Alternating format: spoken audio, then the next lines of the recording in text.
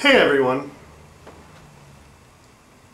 I live in California, and in this state the fight over water rights has been one that dates back to about the gold rush. Well, it's about to heat up again because in a move to save the, and let me look it up, the longfin smelt fish, the state is limiting the amount of water that can be pumped out of California's delta waters. This means even with a good winter, Southern California residents are going to be probably on a water rationing plan again, and water is going to be in short supply. All to save a fish. Actually, I'm in favor of it. Irregardless, I understand how delicate an ecosystem is and the importance of saving even a small, seemingly insignificant fish. So for that reason, I am in fact in support of the plan.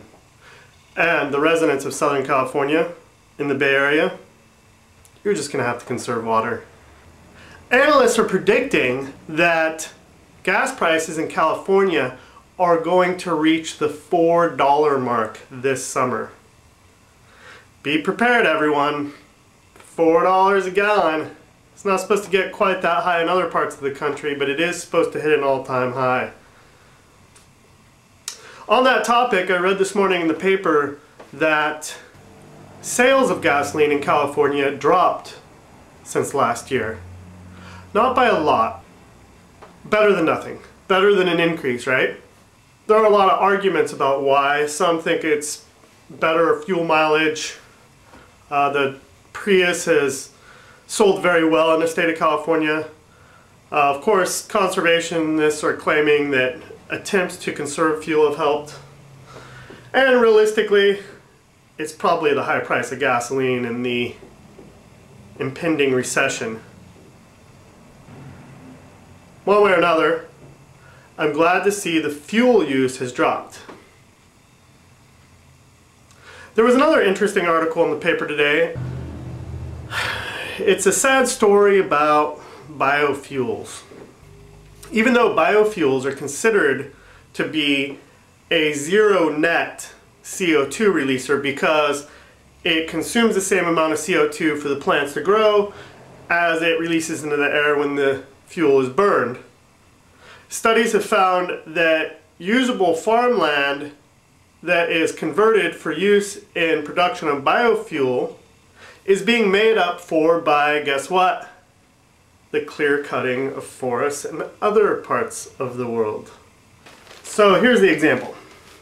The study found that clearing an Indonesian peatland rainforest to make way for a biofuel plantation releases so much carbon that it would take 423 years to start achieving a net reduction in emissions.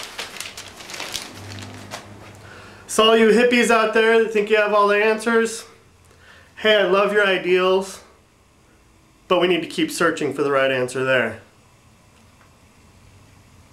I think when it comes to biodiesel, probably your best bet are the vegetable oil diesel converted engines that run off the deep fryers from fast food restaurants. I don't think we're going to have any shortage of that anytime soon. It's not the first time I've heard some dissent on the biofuels in the state.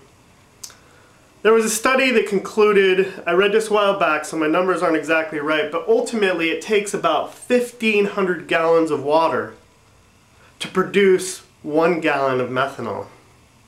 That's methanol produced from corn. Well, considering what I started out talking about and the fight over water and the shortages due to us trying to save the smelt fish in the delta, I don't know that we can afford to consume 1,500 gallons of water to fuel our vehicles with 1 gallon of fuel, even if that vehicle does get you 50 miles to the gallon. Anyway, thanks for watching. And thanks for everyone that's been commenting. I really appreciate it. I notice all my recent vlogs are getting more and more comments the more I post.